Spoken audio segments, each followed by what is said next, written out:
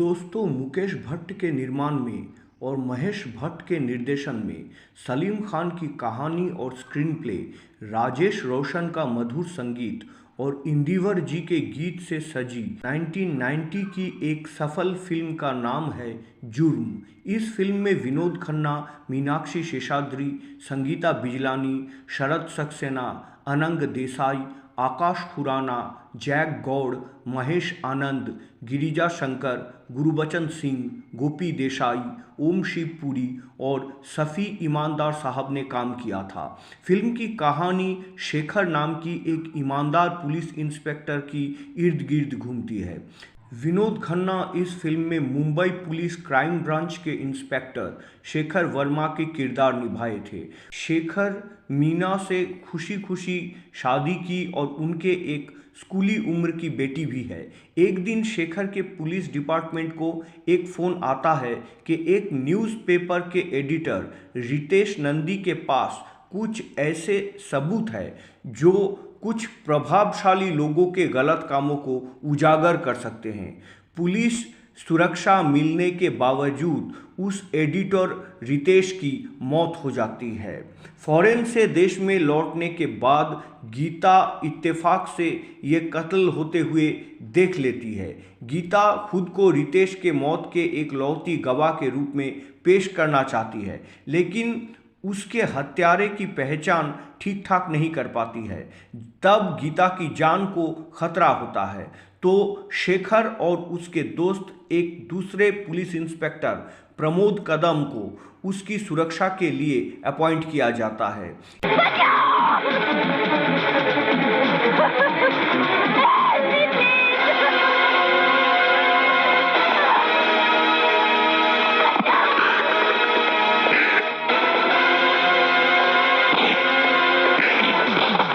इस प्रोसेस में गीता शेखर के प्यार में पड़ जाते हैं। एक कमज़ोर वक्त पर दोनों के बीच शारीरिक संबंध भी हो जाता है। हालांकि बाद में शेखर को इस बात का बहुत पछतावा ज़रूर होता है, मगर इसका असर उसके फैमिली पर पड़ता है। शेखर की पत्नी को शक होने लगता है कि उसके पति का गीता से अफेयर चल रहा है। वो उससे एक कबूलनामा निकालने का प्रबंधन करती है, फिर तुरंत वो घर छोड़ देती है और अपने पिता के साथ चली जाती है। इस बीच इंस्पेक्टर प्रमोद गीता को बचाने की कोशिश में बुरी तरह से घायल हो जाता है और अस्पताल में भर्ती रहता है।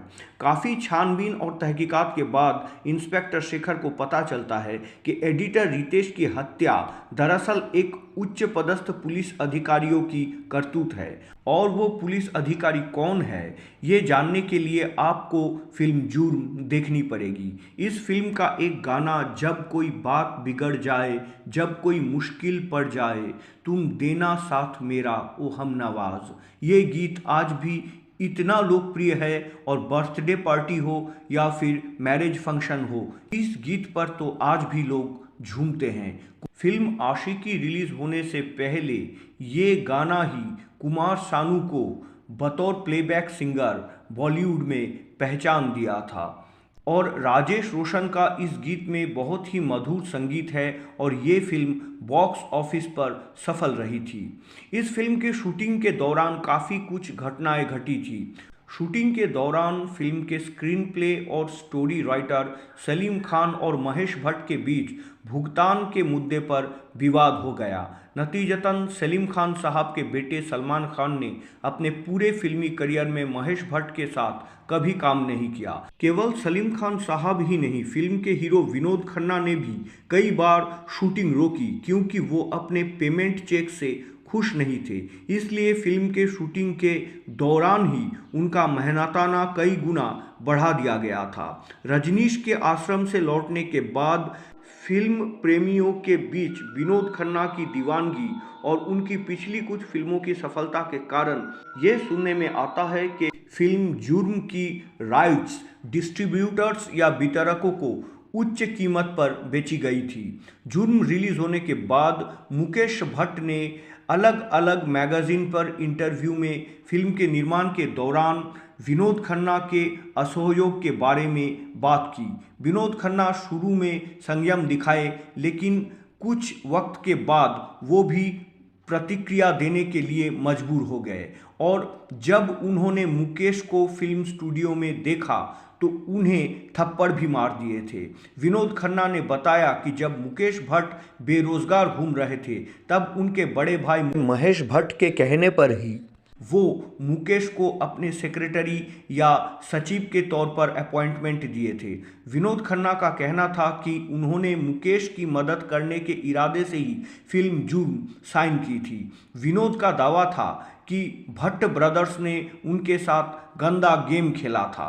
विनोद खन्ना ने कहा कि एक तरफ तो मुकेश भट्ट उन्हें उनका बकाया ठीक ठाक चुका देते थे और उसके अलग ही दिन उसके बड़े भाई महेश भट्ट आके अपना दुखड़ा सुना के उनसे कुछ रकम वापस लेकर जाते थे और वो उस वक्त टूट जाने के नाटक भी करते थे।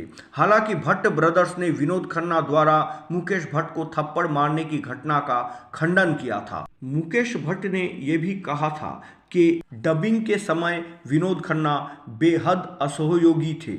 मुकेश भट्ट ने कहा कि फिल्म को महज 6 महीने में पूरा होना चाहिए था, लेकिन विनोद खन्ना की वजह से ये फिल्म पूरी होने में करीब करीब 23 महीने लग गए थे। मुकेश भट्ट ने फिल्म रिलीज होने के इस देर के लिए विनोद खन्ना को ही दोषी और जिम्मेदार ठहराया, ये दावा करते हुए कि विनोद खन्ना फिल्म की 32 रद्द की गई शेड्यूल्स के लिए जिम्मेदार थे।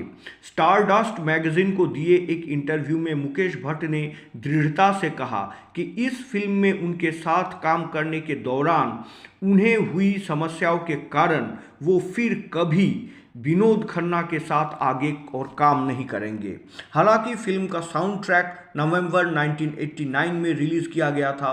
फिल्म लगभग 9 महीने बाद रिलीज हुई। इसकी रिलीज के बाद बॉक्स ऑफिस के आंकड़ों के अनुसार फिल्म जुर्म को एक हिट फिल्म घोषित किया गया था। 1988 से 1992 के बीच विनोद खन्ना और शफी इनामदार साहब ने एक साथ 4 फिल्मों आखिरी अदालत, जुर्म, CID और हम शक्ल में काम किया और इन चारों फिल्मों में दोनों अभिनेताओं ने पुलिस इंस्पेक्टर और करीबी दोस्त की भूमिकाएं में दिखाई दिए थे।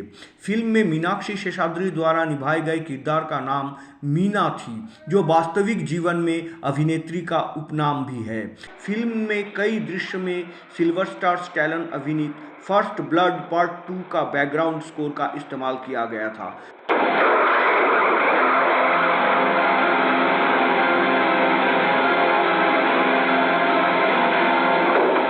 फिल्म का एक दृश्य या सीक्वेंस जहां पुलिस स्टेशन में संगीता बिजलानी उर्फ गीता भ्रष्ट पुलिस अधिकारी की पहचान या आइडेंटिफाई करती है, वो सीक्वेंस सीधे तौर पर हैरिसन फोर्ड की फिल्म विटनेस, जो कि 1985 में रिलीज हुई थी, उसकी फ्रेम टू फ्रेम कॉपी है।